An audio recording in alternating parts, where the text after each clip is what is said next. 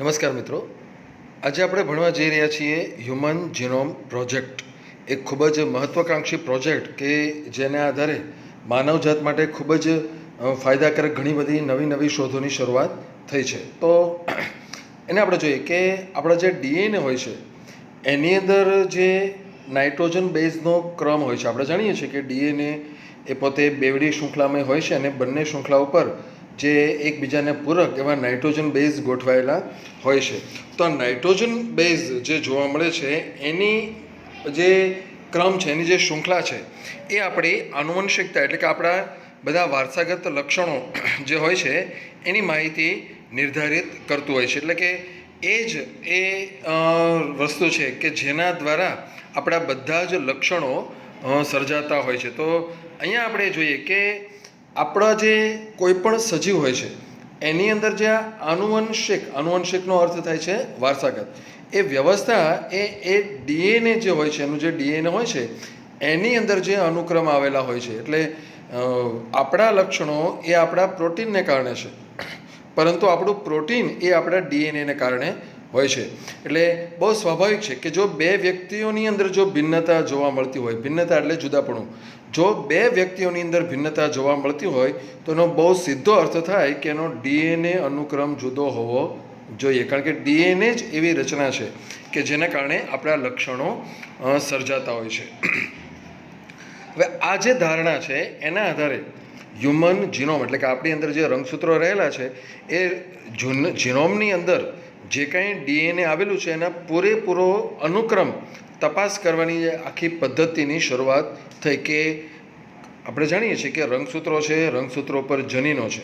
તો દરેક રંગસૂત્રો ઉપર જનીનો આવેલા છે અને દરેક જનીન જુદા જુદા નાઇટ્રોજન બેઝ ધરાવતું હોય છે. તો આ બધો જ અનુક્રમ જે હોય છે એને સમજવા માટેની આ આખી પદ્ધતિ શરૂ થઈ છે.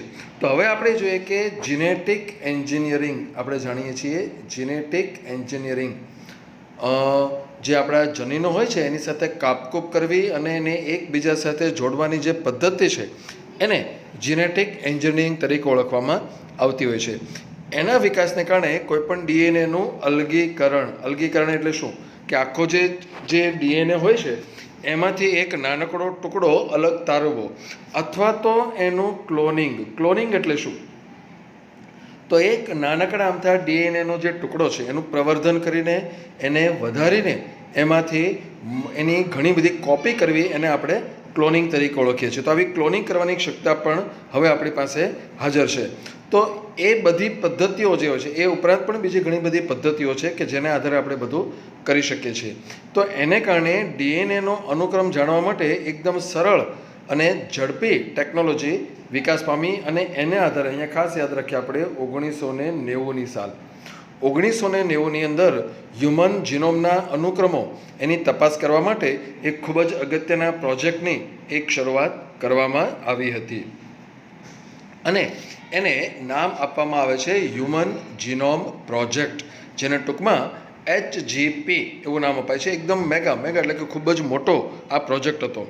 જો આ પ્રોજેક્ટના ઉદ્દેશોને આપણે ધ્યાનમાં રાખીએ તો એનો વિસ્તાર અને આવશ્યકતા વિશે કલ્પના કરી શકીએ, જે નીચે મુજબ છે. વિસ્તાર અને આવશ્યકતા એટલે શું કે કેટલી બાબતોમાં હ્યુમન જીનોમ પ્રોજેક્ટ કામ કરશે અને એને કારણે આપણને શું ફાયદો થશે, એટલે એની જરૂરિયાત શું છે એની જો આપણે વાત કરીએ તો અહીંયા આપણે જાણી શકીએ કે હ્યુમન જીનોમની અંદર આ આંકડો આપણે યાદ રાખીએ છીએ 3 × 10⁹ બેઝ જોડ. જો અનુક્રમ જાણવા માટે બેઝ જોડ દીઠ $3,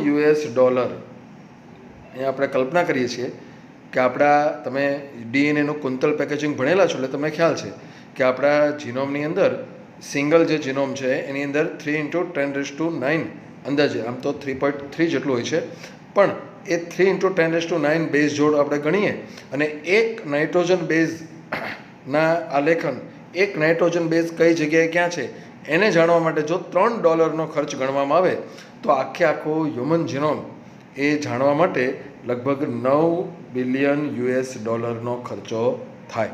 એટલે ખૂબ જ અગત્યની આ માહિતી આપણને મળવા જઈ રહી હતી.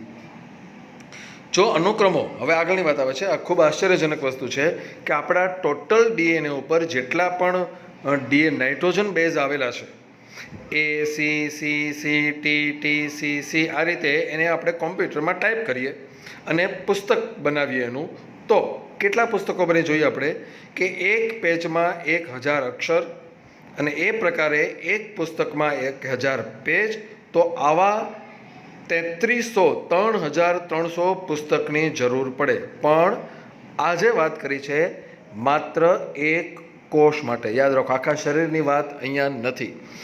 એક કોષની અંદર જે ડીએનએ આવેલું છે એ ડીએનએમાં જેટલા નાઇટ્રોજન બેઝ આવેલા છે એને જો ટાઈપિંગ કરવા હોય કે ભાઈ A C C C T T G G આ રીતે લખવું હોય તો 1000 અક્ષરનું એક પેજ, એવા 1000 પેજની એક બુક, એવી 3300 બુકની જરૂર પડી જાય છે.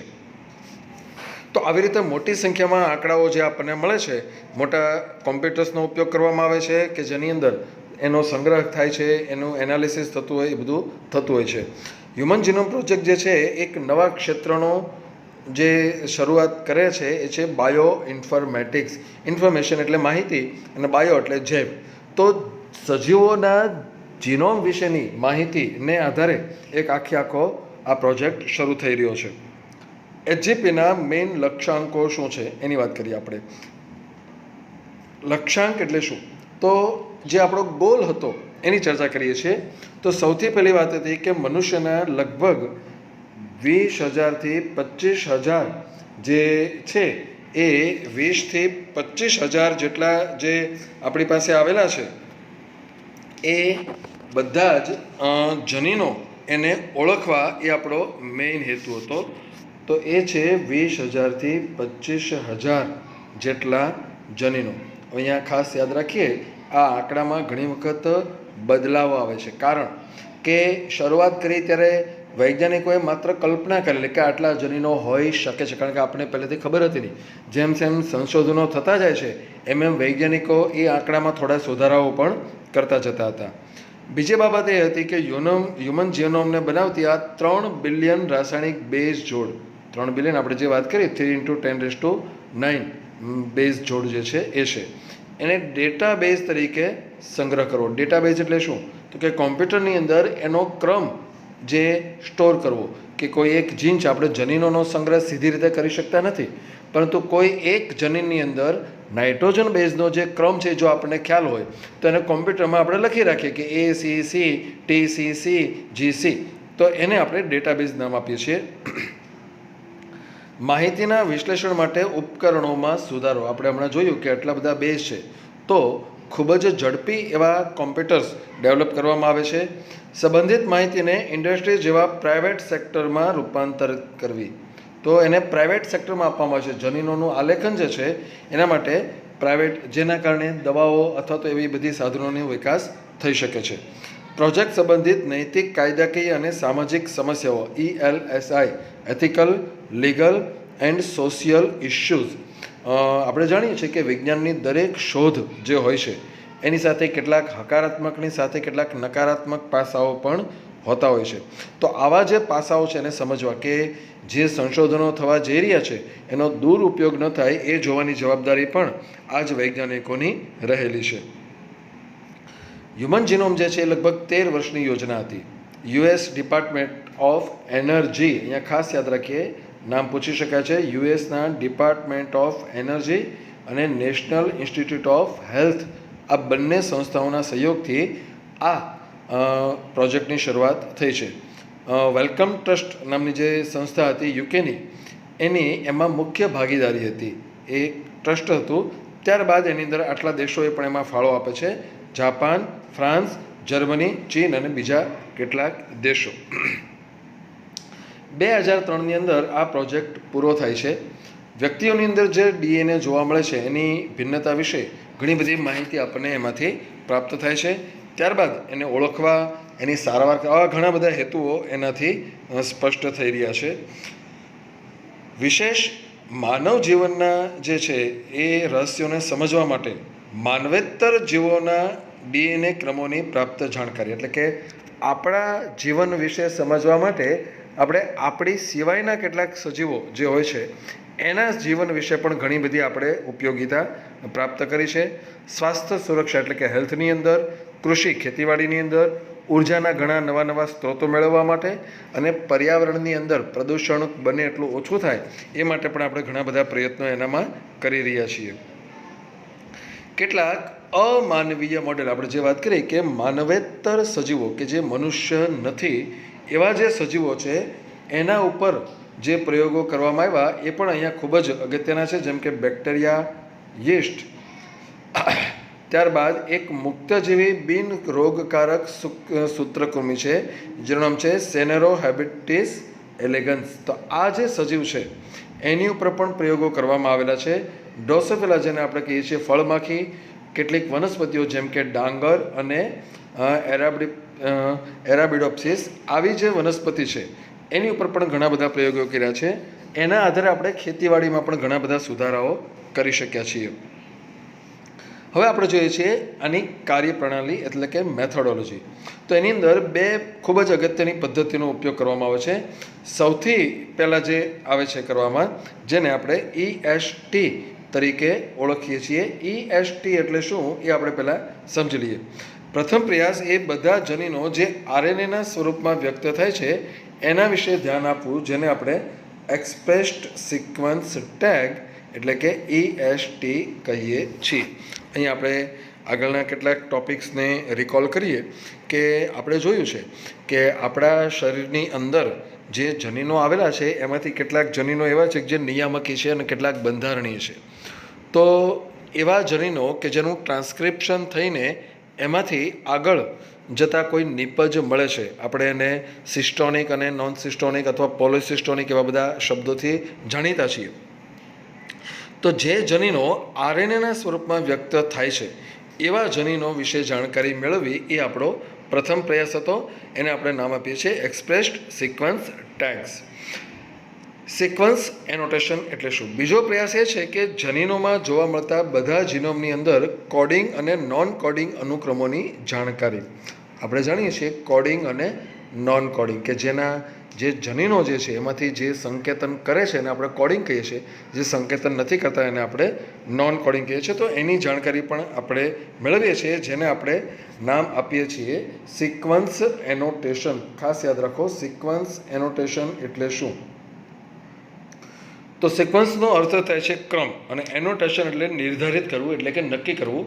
તો DNAમાં જે ક્રમ હોય છે એ નક્કી કરવાની જે પદ્ધતિ છે એને આપણે સિક્વન્સ એનોટેશન નામ આપીએ છીએ. આપણા કોષોની અંદર જે DNA રહેલું છે એના માટે પહેલાં ખાસ યાદ રાખો કે DNA લગભગ 2 મીટર લાંબો તંતુ છે. એક કોષની અંદર આ ટુકડો રહેલો છે, 2 મીટર લાંબો તંતુ. એનું આખા DNAનું એક સાથે અનુલેખન શક્ય નથી અને એટલા માટે એને સમજવા માટે એના કેટલાક નાના નાના ખંડ બનાવીને કરવામાં આવે છે. અને સૌથી પહેલાં એ જે નાના ખંડો હોય છે એને કોઈ વાહકની મદદથી, આ ટૉપિક આપણા માટે થોડો અત્યારે અજાણો લાગશે, પણ જ્યારે આપણે જીનેટિક્સ પૂરું કર્યા પછી જ્યારે આપણે બાયોટેકનોલોજીના ચેપ્ટર્સ જોઈશું ત્યારે તમે ભણવાના છો કે આપણી પાસે જો કોઈ નાનો અમથો DNAનો ટુકડો હોય તો એને કોઈ યોગ્ય વાહક જે હોય છે, આ વાહક એ કેટલાક બેક્ટેરિયામાંથી મેળવેલા પ્લાઝમિડ કે કેટલાક બેક્ટેરિયોફેજ હોઈ શકે છે. તો એવા વાહકની મદદથી બીજા કોષમાં નાખી દેવામાં આવે તો એનું ખૂબ જ મોટી માત્રામાં ક્લોનિંગ કરી શકે છે. ક્લોનિંગ એટલે ઘણી બધી કોપી કરવી, કારણ કે DNA ખૂબ જ લાંબો પોલિમર છે. એટલે અહીંયા જે વાત કરી છે એ છે કે નાના નાના ટુકડાઓ કરીને બધું કામ કરવું પડે છે. એક સાથે આખા જે DNA છે એનું અનુક્રમણ કરી શકાતું નથી. ક્લોનિંગ જે થાય છે એ DNAના પ્રવર્ધનમાં પ્રવર્ધન એટલે એની મલ્ટિપલ કોપીઝ બનાવવામાં આવે છે કે જેનાથી એ અનુક્રમોની જાણકારી મળી શકે. સામાન્ય રીતે જે યજમાન વાપરવામાં આવે છે જે બેક્ટેરિયા અને યીસ્ટ છે. ખાસ યાદ રાખજો, આ એક નામ અને આ બીજું નામ, આ બે એવા છે કે જેની અંદર DNAને દાખલ કરીને એનું પ્રવર્ધન એટલે કે એનું ક્લોનિંગ કરવામાં આવે છે. જે વાહકો વપરાય છે એને કહેવામાં આવે છે બેક્ટેરિયલ આર્ટિફિશિયલ ક્રોમોઝોમ. જો તમારે યજમાન તરીકે બેક્ટેરિયા વાપરવાનું છે તો વાહક તરીકે વપરાશે બેક્ટેરિયલ આર્ટિફિશિયલ ક્રોમોઝોમ. જો વાહક તરીકે યીસ્ટ વાપરવામાં આવે છે તો વાહક તરીકે વપરાય છે YAC, એટલે કે યીસ્ટ આર્ટિફિશિયલ ક્રોમોઝોમ. આ બે નામ યાદ રાખવાના છે. બેક્ટેરિયા માટે વાહક, જો યજમાન તરીકે બેક્ટેરિયા હોય તો જે વાહક હોય છે, ખાસ યાદ રાખો, તો એના માટે જે વાહક વપરાશે એ વાહક આ છે BAC.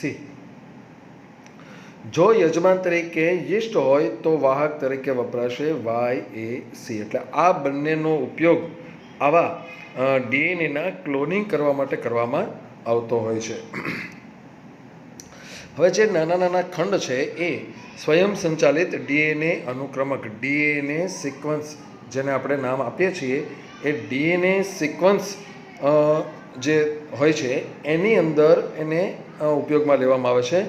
આવા જે સિક્વન્સર કહેવામાં આવે છે એને સિક્વન્સ એટલે ક્રમ, DNAનું જે સિક્વન્સર છે એની અંદર એનું અનુક્રમિત કરવામાં આવે છે. એમાં જાણવામાં આવે છે, માનો કે કોઈ DNAનો ટુકડો હોય છે, એને આવા મશીન હોય છે, એ મશીનની અંદર જ્યારે તમે એ ટુકડાને ઇન્સર્ટ કરો છો ત્યારે એ મશીન પોતાની અંદર એવી બધી પ્રક્રિયાઓ કરે છે અને એના આધારે તમને એ આખો ક્રમ કે એ જનીનની અંદર એ DNAના ટુકડાની અંદર ACCTCCGC જે ક્રમ પણ હશે એ ક્રમ એ આપણને જાણવામાં આપી દેવાય છે. એટલે એના આધારે એ કામ બધું કરવામાં આવતું હોય છે. અહીંયા આપણે ખાસ જોઈએ કે ફ્રેડરિક સેંગર નામના જે વૈજ્ઞાનિક હતા એના દ્વારા આ પદ્ધતિ વિકસાવવામાં આવેલી હતી. ફ્રેડરિક સેંગર. પ્રોટીનની અંદર એમિનો એસિડનો ક્રમ નક્કી કરનારી જે ક્રિયા છે એનો વિકાસ પણ એણે જ કરેલો છે. આપણે જાણીએ છીએ કે પ્રોટીન બધા એમિનો એસિડના બનેલા હોય છે. તો પ્રોટીનની અંદર એમિનો એસિડ કયા ક્રમમાં છે એ સિક્વન્સિંગ કરવા માટે પણ સેંગર એના દ્વારા જ પદ્ધતિ શોધી કાઢવામાં આવી હતી. હવે આ જે અનુક્રમો છે એ અનુક્રમો કેવા હોય છે? તો એની અંદર જે હાજર રહેલા કેટલાક એકબીજા ઉપર આચ્છાદન કરતા પ્રદેશો એના આધારે ગોઠવાય. એકબીજા ઉપર ઓવરલેપિંગ જે DNAના ટુકડાઓ હોય છે એના આધારે એ બધું ગોઠવાતું હોય છે.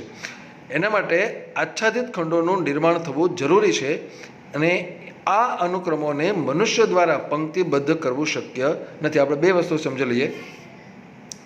આચ્છાદિત થવું એટલે શું? તો કે નાના નાના જે ટુકડાઓ છે એ એકબીજા ઉપર ઓવરલેપ થાય અને એકબીજાની અંદરથી ભળી જાય, એ પછી એનું સિક્વન્સિસ થતું હોય છે.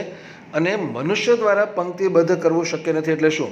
તો કે આપણી પાસે એવી કુદરતી રીતે આપણી પાસે એવી કેપેસિટી નથી કે આપણે કોઈ એક DNAની અંદર કયો ક્રમ છે એ જાણી શકીએ, કારણ કે આ બધા કેમિકલ્સ છે અને એને આપણે માઇક્રોસ્કોપની અંદર સીધી રીતે જોઈ શકતા નથી અને એટલા માટે એના માટે વિશિષ્ટ પ્રકારના સાધનોની જરૂર પડતી હોય છે. આ કારણથી વિશિષ્ટ પ્રકારના કોમ્પ્યુટર એનો ઉપયોગ કરવામાં આવતો હોય છે. ત્યાર પછી એ અનુક્રમોનું અર્થઘટન કરીને એને પ્રત્યેક રંગસૂત્રની સાથે સાંકળવામાં આવે છે. એટલે પ્રથમ શું કરવામાં આવે છે જોઈએ આપણે કે પહેલાં કોઈ એક રંગસૂત્ર લેવામાં આવે છે, એના નાના ટુકડા કરવામાં આવે છે, એ ટુકડાઓને યજમાનમાં દાખલ કરીને એનું ક્લોનિંગ કરવામાં આવે છે અને ત્યારબાદ એ જે ક્લોનિંગ થયેલા ટુકડાઓ છે એને વિશિષ્ટ સાધનોની અંદર નાખીને એનું સિક્વન્સિંગ કરવામાં આવે છે અને પછી મોટા કોમ્પ્યુટર્સની અંદર એનો ડેટા એ સંગ્રહ કરવામાં આવતો હોય છે. રંગસૂત્ર એકનો અનુક્રમ એ મે 2016ની અંદર પૂરો થયો. રંગસૂત્ર નંબર 1. મનુષ્યની પાસે જે 24 રંગસૂત્રો છે, આપણે આમ કહીએ છીએ કે 23 રંગસૂત્રો છે, પણ X અને Y એને અલગ અલગ ગણવામાં આવે છે. એ 23 જોડમાંથી જે હોય છે તો 22 જોડ આખે એમાંથી એક રંગસૂત્ર, 23મું એટલે X અને 24મું એટલે Y. તો આવા જે છે એ રંગસૂત્રો એનું અનુક્રમ રંગસૂત્ર 1 જે છે એ મે 2016ની અંદર એનું સિક્વન્સિંગ આપણે પૂરું કરી દીધું છે. સૌથી અગત્યનું બીજું જે કાર્ય આપણી પાસે હતું એ છે જનીન સંકુલનો આનુવંશિક અને ભૌતિક નકશો તૈયાર કરો. આનુવંશિક નકશો એટલે શું? તો કે કયા જનીનો કયા લક્ષણો માટે જવાબદાર છે, અને ભૌતિક નકશો એટલે શું? તો કે કયા જનીનો કયા રંગસૂત્રો પર કયા ક્રમમાં ગોઠવાયેલા હોય છે. જે પોલિમોર્ફિઝમ, રેસ્ટ્રિક્શન, એન્ડોન્યુક્લિયસ ઓળખસ્થાન અને કેટલાક પુનરાવર્તિત DNA અનુક્રમો જે માઇક્રો સેટેલાઇટ તરીકે ઓળખાય છે એના માહિતીના ઉપયોગથી કરવામાં આવ્યું. અહીંયા આપણી પાસે જે નામ આવે છે એ છે પોલિમોર્ફિઝમ, રેસ્ટ્રિક્શન, એન્ડોન્યુક્લિયસ ઓળખસ્થાન. પોલિમોર્ફિઝમ એટલે બહુરૂપકતા અને રેસ્ટ્રિક્શન એન્ડોન્યુક્લિયસ એટલે કોઈ ચોક્કસ જગ્યાએથી જ DNAને કાપે એવા ઉત્સેચકો. તો એ ઉત્સેચકો જે હોય છે એ ઉત્સેચકો આવા કેટલાક બહુરૂપી જે ટુકડાઓ હોય છે એ ટુકડાઓનો ઉપયોગ કરીને એ આવા ટુકડાઓને શોધી કાઢે છે અને પછી એને ચોક્કસ જગ્યાએથી કટ કરે છે. બીજું જે છે એ છે માઇક્રો સેટેલાઇટ્સ.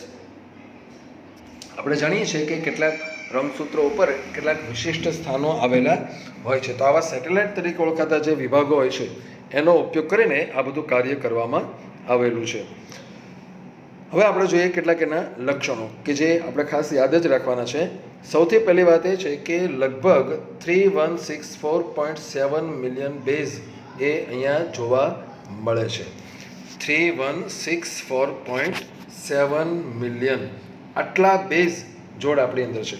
સરેરાશ એક જનીનની અંદર લગભગ 3000 બેઝ આવેલા છે, જેના આકારમાં ખૂબ જ જુદાપણું છે, બધા એક સરખા નથી. મનુષ્યને આપણી અંદર અહીંયાથી પ્રશ્ન પૂછાય છે, ખાસ યાદ રાખીએ આપણે કે આપણી પાસે જે જનીનો હાજર છે એમાંથી જે આપણને જોવા મળે છે એમાં ડિસ્ટ્રોફિન નામનું જે જનીન છે એની અંદર 2.4 મિલિયન બેઝ આવેલા છે. 2.4 મિલિયન બેઝ જોવા મળે છે. સૌથી વધુ એ જે જોવા મળે છે એ આ છે. 2.4 મિલિયન બેઝ એની અંદર આવેલા છે. બીજી બાબત જોઈએ આપણે કે જનીનની સંખ્યા લગભગ 30,000 જેટલી જોવા મળે છે. આપણે આગળ વાત કરી કે આંકડાઓમાં થોડા ફેરફારો પણ થયા છે. 30,000 જેટલા જનીનો એ આપણને જોવા મળે છે. પહેલાંનો જે અંદાજ હતો એ આ હતો 80,000 થી 1,40,000. એટલે જ્યારે જીનોમનું સિક્વન્સિંગ શરૂ થયું ત્યારે આપણને એવી કલ્પના હતી કે કદાચ એટલું હોઈ શકે, પણ એના બદલે માત્ર 30,000 જોવા મળે છે. લગભગ બધા એટલે કે 99.99% ન્યુક્લિયોટાઇડ બેઝ બધા મનુષ્યમાં એક સરખા છે. ઓકે, હવે અહીંયા આપણે જોવાનું છે કે હ્યુમન જીનોમની અંદર જે વાત કરવામાં આવે છે, હોમો સેપિયન્સ સેપિયન્સ જે આપણે બધા છીએ, આપણી આંતરિક રચના બધાની એક સરખી છે. કોઈ પણ વ્યક્તિ હોય એની અંદર બેઝિકલી અંદરનું જે સ્ટ્રક્ચર છે બધામાં સમાન છે. એક વ્યક્તિ બીજા વ્યક્તિથી જુદો પડે છે માત્ર બાહ્યાકાર વિદ્યાની દ્રષ્ટિએ જુદો પડે છે. એનો સીધો અર્થ એવો થાય કે દરેક વ્યક્તિ જે છે એના જીનોમની અંદર માત્ર એની બાહ્યાકાર વિદ્યા જે છે એના માટેના જનીનો જુદા છે અને એ છે 0.01. તો આટલા જ જુદા છે. બાકી 99.90% જે ન્યુક્લિયોટાઇડ બેઝ ક્રમ છે એ બધા જ મનુષ્યોની અંદર સમાન છે.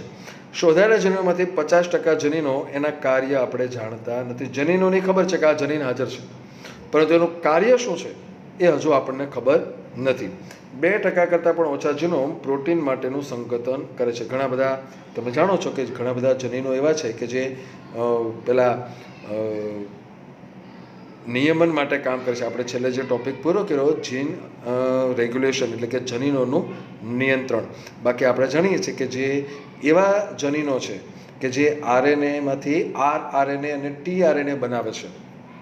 આપણે જે જનીનો છે એને ઘણા બધા વિભાગોમાં જોઈ લેતા કે ભાઈ અમુક એવા છે જે સિસ્ટોનિક જનીનો એવા જ છે કે જે પ્રોટીન બનાવી શકે, જેમાંથી એમઆરએનએ બનતું હોય છે. બાકીના છે એને આપણે નોન સિસ્ટોનિક કહીએ છીએ. તો 2% કરતાં પણ ઓછા જનીનો એવા છે કે જે પ્રોટીન માટેનું સંકેતન કરતા હોય છે. હ્યુમન જીનોમનો મોટો ભાગનો ગાળો એ પુનરાવર્તિત ક્રમોથી બનેલો છે. પુનરાવર્તિત એટલે શું? તો એના માટે આપણે જોઈએ કે જે રિપીટેશન થાય છે આનુવંશિકતાની દૃષ્ટિએ, ACC ACC ACC ACC ACC ACC એવા જે અમુક ક્રમ છે એ રિપીટ થતા હોય છે. એ ડીએનએના એવા ફેલાયેલા ભાગો છે કે જેની ક્યારેક ક્યારેક શતકોથી 1000 વખત પુનરાવૃત્તિ થાય છે. એવા ભાગ 100 એટલે હંડ્રેડ્સ અને 1000 એટલે કે થાઉઝન્ડ્સ એટલી વખત કન્ટિન્યુઅસ પુનરાવર્તિત રિપીટેશન થતું હોય છે. અને ખાસ યાદ રાખો કે આ જ એવા ટુકડાઓ છે કે જે આપણે આની પછીનો જે ટોપિક ભણવાનો છે એ છે ડીએનએ ફિંગરપ્રિન્ટિંગ. એની અંદર એવા ટુકડાઓનો ઉપયોગ વધુ કરવામાં આવે છે. એવું કેમ છે એ આપણે એ સમયે જોઈશું. પણ અહીંયા આપણે એ જોઈએ છીએ કે આ જે રિપીટેશનવાળા ભાગો છે એનું સીધો સંકેતનમાં કોઈ ભાગ નથી, પરંતુ રંગસૂત્રોની રચના કેવી છે, એ ક્યાંથી ક્યાં સ્થળાંતરણ પામે છે, કોષ વિભાજન વખતે એની ગતિકી કેવી હોય છે અને એનો વિકાસ કેવી રીતે થયેલો છે એ આપણે એમાંથી જાણી શકીએ છીએ. પ્રથમ રંગસૂત્ર એની ઉપર સૌથી વધુ જનીનો છે, જે છે 2968. આટલા જનીનો એની ઉપર આવેલા છે. અને વાય રંગસૂત્રોમાં સૌથી ઓછા 231 જનીનો ધરાવે છે. વૈજ્ઞાનિકોએ મનુષ્યના લગભગ 1.4 મિલિયન જગ્યા પર સિંગલ બેઝ ડીએનએ, અહીંયા ખાસ જોજો, સિંગલ ન્યુક્લિયોટાઇડ પોલીમોર્ફિઝમ, અહીંયાથી પ્રશ્ન પૂછાયેલો છે. SNP એટલે શું? ખાસ જોજો, સિંગલ ન્યુક્લિયોટાઇડ પોલીમોર્ફિઝમ, જેને સ્નિપ્સ તરીકે કહેવામાં આવે છે. સ્નિપ્સ એને ટૂંકમાં કહેવામાં આવે છે. હવે આ જગ્યા કઈ છે?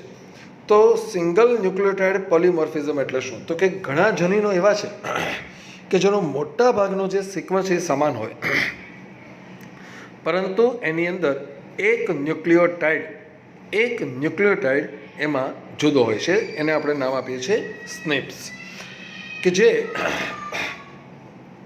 શું થાય છે સમજી લઈએ આપણે, કે એક તંદુરસ્ત વ્યક્તિ છે, એની અંદર કોઈ એક લક્ષણ માટેનું જનીન છે, અને જે એ જનીનને આધારિત જે લક્ષણ હોય એ લક્ષણને લગતો રોગ કોઈ બીજી વ્યક્તિમાં જોવા મળે છે.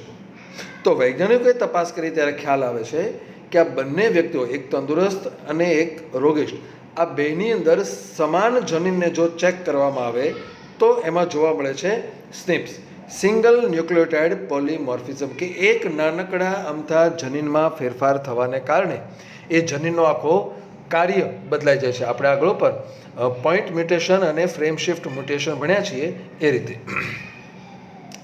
તો આવી રીતે જે જગ્યાઓ જોવા મળે છે એના આધારે આપણે મનુષ્યના ઇતિહાસ અને એ જે રોગો છે એ રોગો કઈ રીતે ડેવલપ થાય છે એના વિશેની ઘણી બધી માહિતી પ્રાપ્ત કરતા હોઈએ છીએ. હવે આપણે જોઈએ કે જ્યારે આ પ્રોજેક્ટ શરૂ કરવામાં આવ્યો ત્યારે એની અંદર કેવા ભાવિ પડકારો એની સામે રજૂ થયેલા, એટલે કે શું શું પ્રોબ્લેમ્સ વૈજ્ઞાનિકોને આગળ જતાં ફેસ કરવાના હતા એની વાત આપણે કરીએ. તો સૌથી પહેલી વાત એ છે કે આ જે અર્થપૂર્ણ જાણકારીઓ મળે છે અને જે સંશોધનો છે એનાથી જૈવિક તંત્રને સમજવામાં ખૂબ જ સરળતા પડશે એ વાત નક્કી હતી. પરંતુ એ કાર્યને પૂર્ણ કરવામાં ઘણા બધા સાર્વજનિક અને પ્રાઇવેટ સેક્ટરના જુદા જુદા આવા રચનાકારોની કુશળતા અને સર્જનાત્મકતાની જરૂર પડવાની હતી. આ શું કહેવા માગે છે?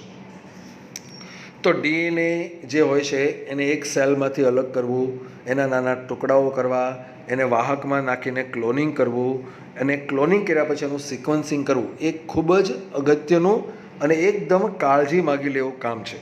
તો એના માટે કેટલા બધા એવા લોકોની જરૂર પડે કે જે એના માટે ટ્રેનિંગ પામેલા હોય છે. સીધા અથવા તો કોઈ પણ વ્યક્તિ આ કાર્ય કરી શકે નહીં. એટલે સૌથી અગત્યની બાબત એ હતી કે આટલા મોટી 3 બિલિયન જે નાઇટ્રોજન બેઝ પેર્સ આપણી પાસે છે એનું સિક્વન્સિંગ કરવા માટે આપણે આટલા બધા લોકોની જરૂર પડવાની હતી. હ્યુમન જીનોમનો જે સૌથી અગત્યનો જે મહત્ત્વપૂર્ણ પ્રભાવ હતો એ હતું કે એમાં નવા આયામોનો સમાવેશ થઈ શકો. નવા આયામો એટલે કોને આપણે કહીએ છીએ કે એક સમય એવો હતો કે જ્યારે આપણે એક સમયે માત્ર એકાદ જનીન ઉપર જ કામ કરી શકતા હતા, કારણ કે આપણી પાસે એવી ટેકનોલોજી હતી નહીં. પરંતુ હવે હાલમાં જે નવી ટેકનોલોજી આપણને મળી છે એની મદદથી આપણે એક સાથે ઘણા બધા જનીનો સાથે કામ કરી શકીએ છીએ અને એ બધા જનીનોને લગતી માહિતી આપણે સરળતાથી મેળવી શકીએ છીએ. હવે અહીંયા આપણે જોઈશું કે જીનોમની અંદર પ્રાપ્ત બધા જ જનીનો વિશે આપણે અભ્યાસ કરી શકીએ છીએ. દાખલા તરીકે આપણે જોઈ શકીએ કે એક વિશિષ્ટ પેશી છે, અથવા તો અંગ છે, અથવા તો કોઈ એક ગાંઠ છે, એની અંદર જોવા મળતા બધા જ પ્રત્યાંકનો કે જીવન રસાયણોને લયબદ્ધ કરવા માટે હજારો જનીન અને પ્રોટીન અરસપરસ જોડાયેલા તારની માફક કેવી રીતે કાર્ય કરે છે એ જાણી શકાય છે. આ શબ્દ આપણે સમજીએ પહેલાં કે એક સમય એવો હતો કે જ્યારે કોઈ એક વૈજ્ઞાનિક કોઈ એક કોષની અંદર કાર્ય કરતા હોય છે, એને સમજવા માટેનો પ્રયત્ન કરતા હોય છે, એ સમયે પ્રત્યાંકન જ્યારે થતું હોય તો આપણે જાણીએ છીએ કે જનીનો બધા પ્રત્યાંકનથી કાર્ય કરે છે. તો એવા સમયે એ લોકો કોઈ એક જ જનીનના પ્રત્યાંકન ઉપર કામ કરી શકતા હતા. પણ આપણી પાસે અત્યારે જે ટેકનિક છે એ ટેકનિકને આધારે આપણે જાણી શકીએ છીએ. આ બધી ટેકનિક અવેલેબલ છે અત્યારે. તમારા લેવલ ઉપર તમે જે ભણો છો એના આધારે તમારા મનમાં ઘણા પ્રશ્નો આવતા હોય છે, પરંતુ વૈજ્ઞાનિકો પાસે જે લેબોરેટરીઝ હોય છે એની અંદર આ બધું જ ખૂબ સરળતાથી એ લોકો કરી શકતા હોય છે. તો અત્યારે આપણે એ જાણી શકીએ છીએ કે એક કોષની અંદર એક સાથે જેટલા પણ જનીનોમાં પ્રત્યાંકન થતું હોય એ બધાનો તો અભ્યાસ કરી શકાય છે, પરંતુ એની અંદરથી જે પ્રોટીન બને છે એની આખી જે સિક્વન્સ બને છે, એક તાર જેવી રચના થાય છે. તાર એટલે શું? ફિઝિકલી કે આપણે એક તારની કલ્પના કરવાની નથી, પણ તાર એટલે શું કે એક આખી એક સિક્વન્સ છે કે જનીન, એની સક્રિયતા, એનું પ્રત્યાંકન, એનું ભાષાંતર, પોલીપેપ્ટાઇડનું નિર્માણ, પ્રોટીન, એનું પ્રોસેસિંગ, આ બધી જ પ્રક્રિયાઓ જે હોય છે એનો અભ્યાસ એક સાથે આપણે કરી શકીએ.